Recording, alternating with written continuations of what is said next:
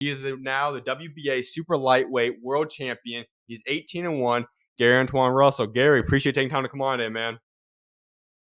Thank you for having me, really.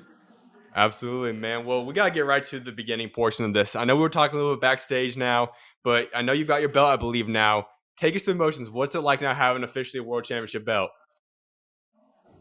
Oh, man, it's a dream come true. I mean, of course, you got to have the mentality to keep going, and have that whole the sky's the limit type of thing.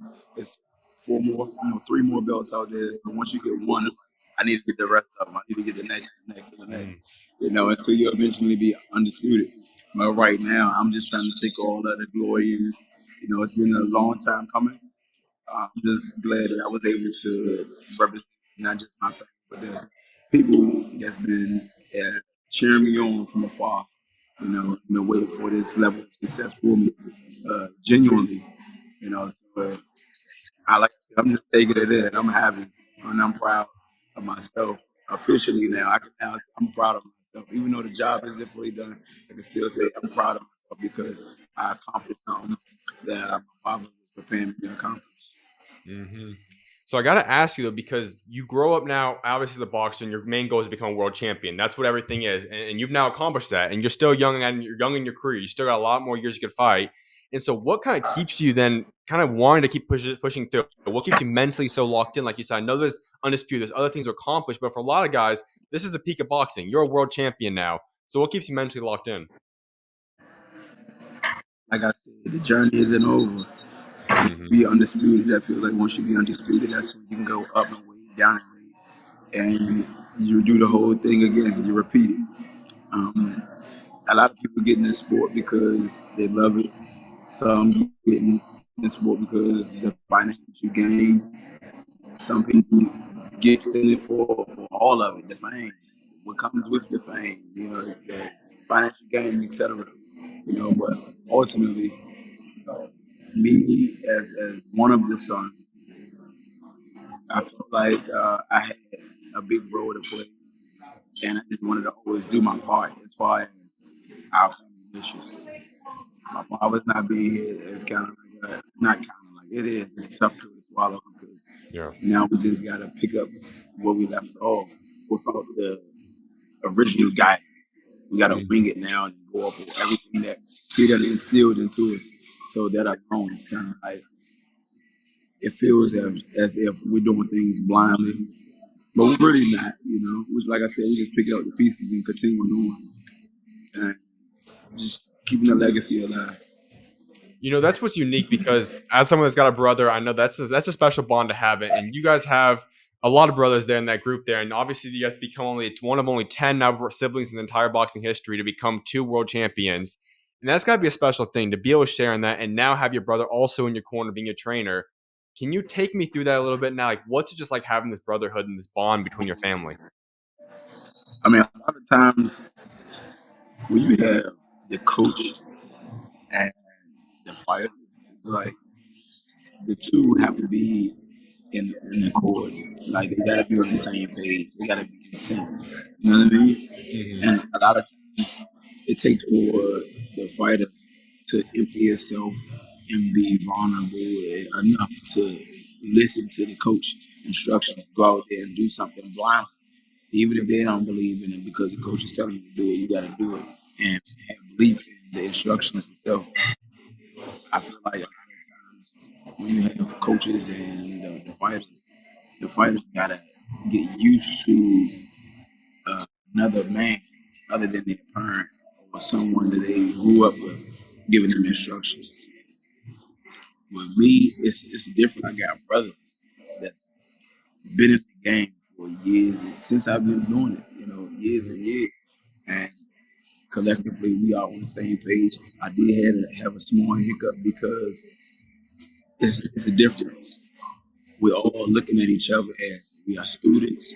My father is the captain. He's the head of the gym. You know, and everything that we know is given to us, but we also don't lose sight of the fact of being a student and we still know certain things.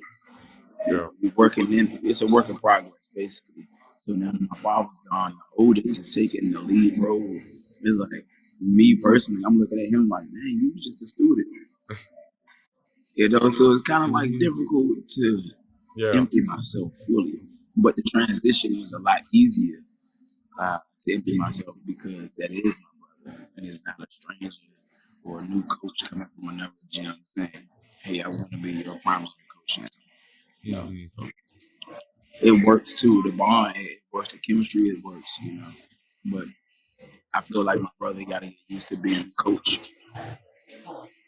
Absolutely. Now, like I said, it's got to be quite the accomplishment, though. There's only been 10 siblings in the history of boxing to become world champions together. You guys have accomplished that now. You put your guys' name amongst all those other siblings. Like, that's something you guys can't take away no matter whatever happens the rest of history. You guys are solidified in that group. When you just think of that, knowing that where you guys came from, where you guys have grown up, and now you guys have that accomplishment, that record attached to your guys' name, what just goes through your mind when you hear that?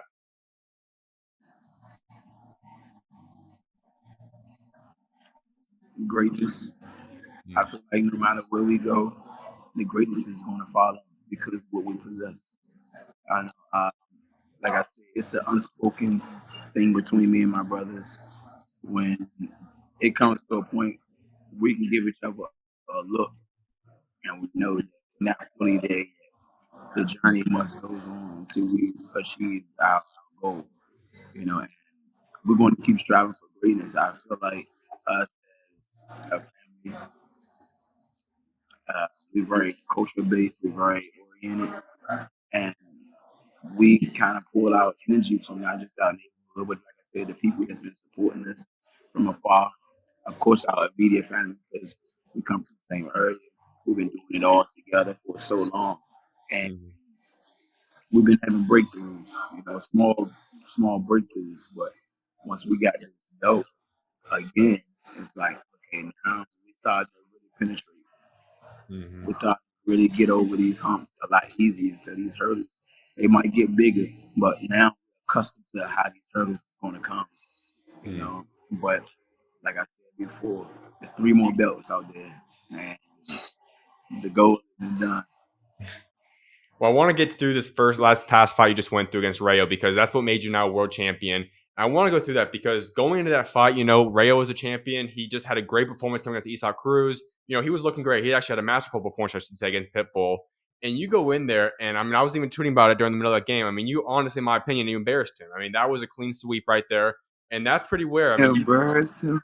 Hey, man. In my opinion, you won all 12 rounds. And so, that's a rarity, especially when you talk about coming off. You're going up against the champion. Getting 12 rounds against the champion is not the easiest thing to do. I don't know how many times in history that's happened before, but you did your thing out there. When you talk about that, is that something that you expected to that extent? To the extent where I'm sure you obviously had comments you're going to win the fight and whatnot, but that you were going to have essentially been on a different level that night as opposed to what Rayo did out there? Not really. I know what I possess, and Yeah. yes, getting the title is a pinnacle of the professional round to an extent. I feel like honestly being undisputed is a pinnacle. Yeah. You got Sure. all of them, but getting the title is definitely a step towards it, and it's the highest that you can be at the moment. One title is definitely still a title holder. You're still world champion, but in the amateur wise, the Olympics is the pinnacle. Yep. Getting a gold medal and through the whole process and the whole journey um, from fighting from the losers bracket. There's never been more than 5 people that ever done it as far as trying to qualify for the Olympics team or just participate in the Olympic Games or something like that. It's been me, my older brother Gary Russell Jr., Hmm. Evander Holyfield, Floyd Mayweather, and I want to say Roy Jones Jr. No, Mike Tyson, I think, Hmm. if I'm not mistaken.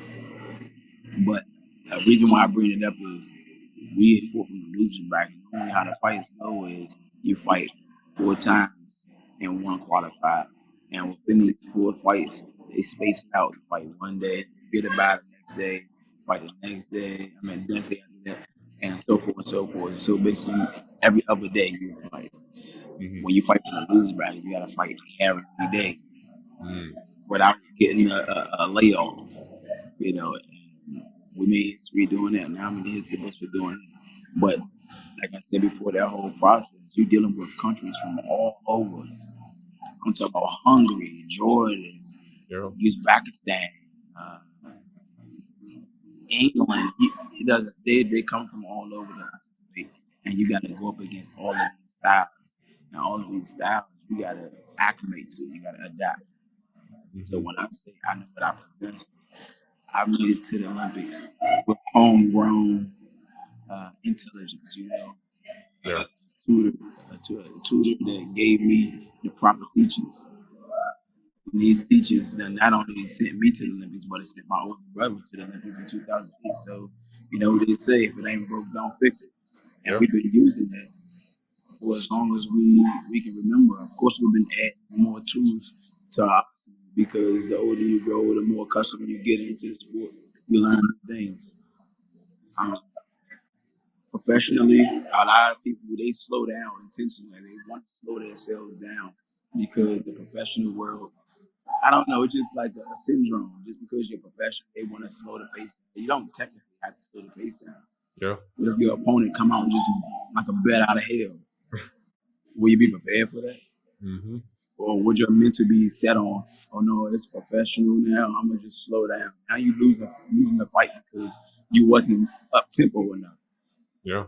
At the end of the day, I've been up against enough styles to understand how to respond to it. Makes sense.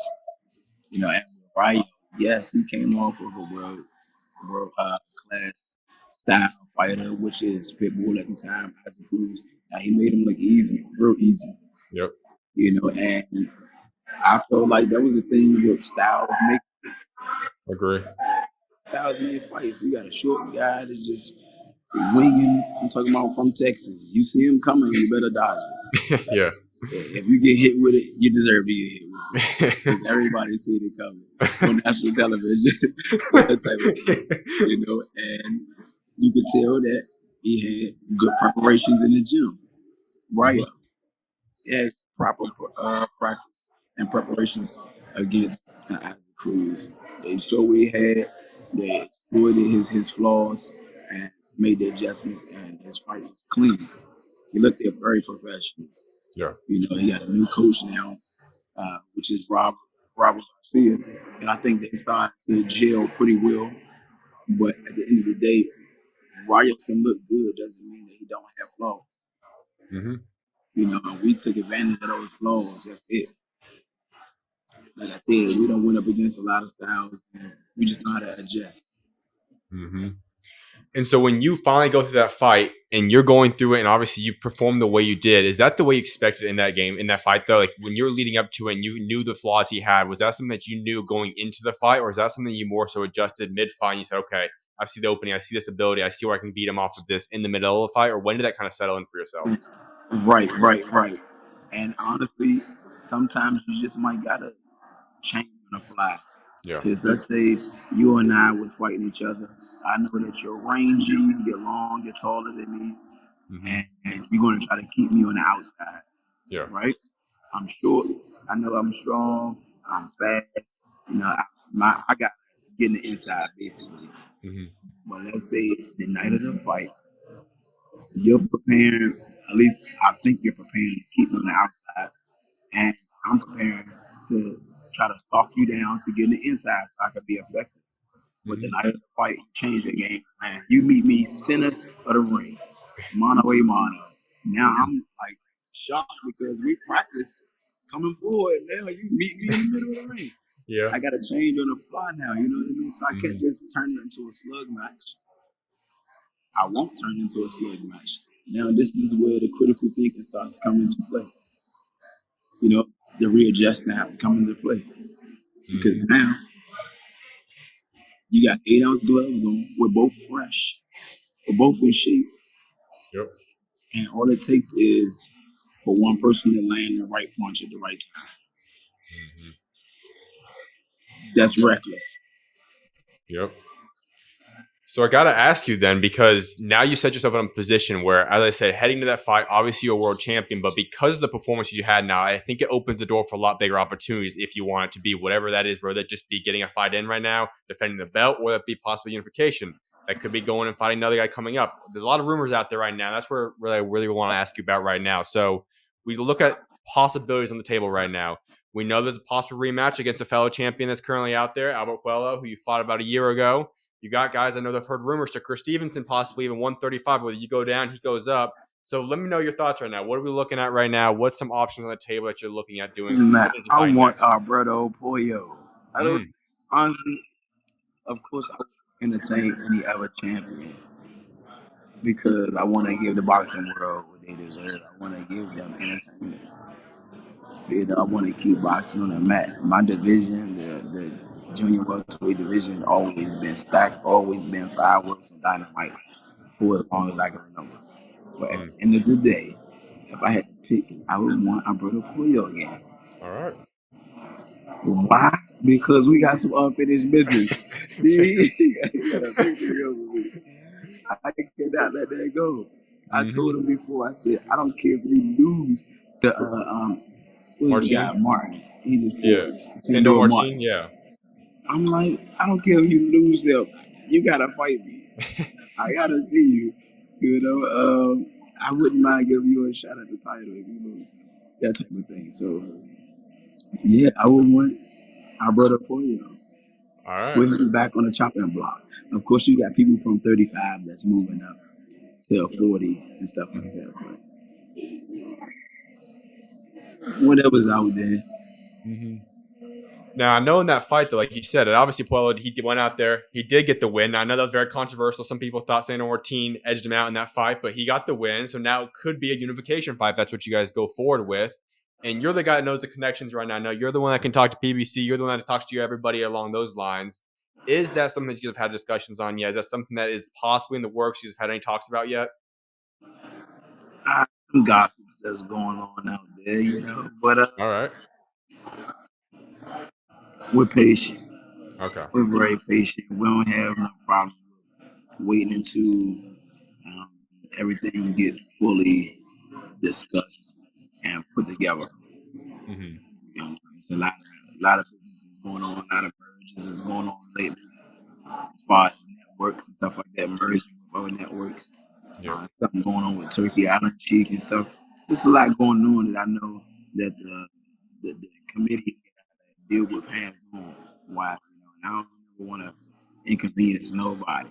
I don't want to be inconvenienced as well, and I definitely don't want to be no one fight per year type fighter. Mm-hmm.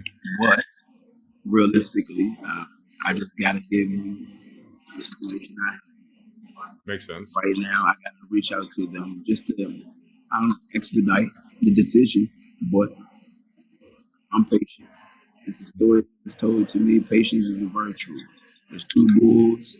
One was young, one was old. The young one said, "Let's run down there and one of those cows," because they was on the top of a hill, and at the bottom of the hill was a lot of cows. Mm-hmm. But the young bull like, "Let's run down there and fuck one of these cows." The old bull said, "Look, let's walk down there and get all of them." In other words, the moral of the story was have patience, you know, and I'm very patient. I'm very patient. Well, I want to ask you about the possible fight against Alberto Puello. Let's say that it's going to get made. Obviously, we know that that's the one loss you've had on your resume right now. So when you look at that fight, are there any kind of adjustments you plan on making to yourself? Are there some things you've worked on? What's going to possibly change for the outcome to be the way that you want it to be? Oh, a flawless victory. Mm, I feel like that's the best performance that anybody can give. Now, if you can give that type of performance every time you hop in that square circle, I feel like you become a complete fighter. yep. Canelo Alvarez, he thought he was a complete fighter when they used to call him Curry Time until he met a Floyd Mayweather. Floyd Mayweather gave him a boxing lesson, made him look real easy, Mm-hmm. you know. But after that, he emptied himself. Canelo Alvarez, he emptied himself, and he showed that he got a cup that's half empty versus half full, you know. And and he learned from it. And Yep. now you see him beating everybody, knocking everybody out, making it look clean, making it look easy, not even huffing and puffing. Yep. Very precise. With me, I want to be able to get the fans the attraction and attention they want, the show that they want. I want to be able to come out unscathed. I want to be able to dismantle my opponents at ease and know how to do it. I want to know how to do it, not just do it because I'm being told what to do. I want to see it. And I feel like when a person truly understands something, like how a mechanism works inside and backwards, that's when they can conquer. Mm. And with me, I know that there's a lot of styles out here, a lot of crappy guys, a lot of strong guys, a lot of tall, long, lanky guys. It's many different styles. If I can get familiarized and comfortable with dealing with any type of style on the fly, that's when I feel like I'm a complete fighter right now. Yes, I'm great. I am great. I'm world champion. Mm-hmm. But it's more to learn. There's way much more to learn. You can do a lot with less moves, basically. And Mm-hmm. when you do stuff like that, it's because you Now, I want to ask you a little bit more about that component right there because that mindset's unique. You see a lot of guys that when they become world champion, they become satisfied and they don't want to keep improving. But the fact that you're saying, okay, I'm world champion right now, but I'm still going to acknowledge I'm not flawless. I'm not perfect yet. I still got room for improvement. That's impressive. That's noteworthy right there because it's not, and not every fighter does that right now. We see so many times guys get the belt and then they never get it again. They just start falling down because they become satisfied with themselves. They think that way is the only way and they don't want to improve. What instilled that, in a sense, humility or that desire to learn and get better inside of you? just want to be the best, being grown to be the best at what I do. If you're going to do something, do it to me for let's do it right. And being the best at it is definitely something that not just me, but me and my family was brought up on. And Mhm. we've been going through segments, like we've been getting broken down and rebuilt just so we can learn a lesson. So we understand that getting to certain destinations is required for you to go through many different components. Yeah. Yeah, and right now I'm gonna be real with myself. Like you can't be fake with yourself with this sport. Mhm. You can play basketball, you can play soccer, you can play golf, you can play volleyball, but you can't play this. Mhm. You cannot play this. So you gotta be all the way honest with yourself on where you stand. Now, I have to also ask you: has there been anyone that's given you certain resistance that you've noticed that you've seen within specific opponents that you faced so far in your career? You say what again? Yeah, yeah. So I was gonna say, what type of resistance have you faced with any specific opponents? Like, have there been any certain resistance that you've seen you felt within certain with some or certain opponents? I, yeah. So Rayo, he gave me a different type of resistance. It was more so his level of poisons. He was poised, Yeah. and he had punch and power from round one all the way to 12, and I couldn't fall asleep. I couldn't fall asleep. It would have been a 12 round upset or something like that. And that's what a lot of fighters, fall short. They get too comfortable and if they up cars, winning, and before you know it, they get caught with something. Mhm. And the fight is over. They're looking at the lights, and they get like, "Man, did I win?" Not gonna happen to me. I would hate for that to happen ever. Yep. But his level of poisonous is what will allow him to pull something like that off. Mhm. When you're poised, I feel like you're more precise with your punch selection. Your punch selection will be more precise. That can be a dangerous trait as far Mhm. as you have an opponent that got these abilities. And not only poise, they still got wind, they in shape. They not only have punching power to get your attention, but they got enough poisoness and patience to be active. Mhm. Yeah, you don't got to land a lot of shots. Just probably 2 clean ones Mm-hmm. that matter. So that was the resistance that he put up. And he was durable. It wasn't like I could just beat him down. I probably Yeah. won landslide wise to many people, but it wasn't like he was laying down. He was not trying to lay down. Yep. That's a good point. Give him that. Our brother Puello, he was long range. His resistance was trying to stay away. And honestly, he won that fight because of me. My father always told me, like, if it looked too competitive, you might as well give this mother effort the W Mm-hmm. because I'm preparing y'all for greatness. I'm preparing y'all to be great. Y'all should blow everybody out of the water. Shouldn't nobody be on y'all level. So this guy come in and watch us and they were like, man, he look good, he look good. And my father be cursing us out, man. That mother effer, man. He ain't listening. You see what he doing here? You don't see that? And he was like, man, they be like, what you talking about? He look good, he beat the guy up, but it's subtleties. And it brings me back to our oldest brother now. This is how I know that he's starting to kind of like grow into that coaching mode. That Mm-hmm. coach that got these eyes. Like you got the fighter eyes, and you got the coach eyes. Yeah. Different lenses. The coach can see what you can't see, but the fighter can see what's in front of him. Mm-hmm. I feel like he's starting to get those eyes, brother, because he say stuff like, to me, the difference between great and good is inches and centimeters, and the ability to produce. Yeah. Agree with that. And that's 100%. so true. Yeah. That is very true. Mm-hmm. That's good. Now, I know you also gave a little bit of talking about being patient in terms of your next opponent. I know the big goal would be getting the rematch. That's the ultimate thing if you could pick anything. But I know you just want to stay active. I know you mentioned that a few different times throughout this interview now. So is there a timeline that you're looking at? Is it sometime in the summer now, fall? Is there like a time that you would hope to at least, whether it be the big fight that you want, the rematch, or it be somebody else? Like, is there a time that you're looking at, you say, I really want to get back in that ring? Definitely before June, before the next year. I don't Okay. care what date they give me, for real. All right. Now, I know there's a rumor. I know it hasn't been confirmed yet, but I know a lot of people do expect the Lamont Roach and Tank Davis rematch to occur sometime June. I think it's June 21st, if I'm not mistaken. Is that another time where you could see yourself being on that undercard once again? I wouldn't mind. Honestly, I feel like everybody want to see their rematch anyway, as Yeah, well as me and our brother Puello. that would be Rematch tough. card. That's pretty neat. Me, you Yeah. know what I mean? It's gonna make some noise. A rematch card, yeah. Yep. Uh huh. I can see that happening. I wouldn't mind that happening, literally. I would not mind that happening. Yeah, that'd be pretty solid. Main event, co-main event would be pretty tough right there. Those two. Okay.